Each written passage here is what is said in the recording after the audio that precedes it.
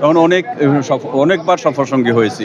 madam ওয়াশিংটনে গেছেন, ওয়াশিংটনে যাওয়ার পরে যখন আমরা সবাই খাওয়া দাওয়া করছেন রাত্রে, তখন ওনার যে পরিচালিকা,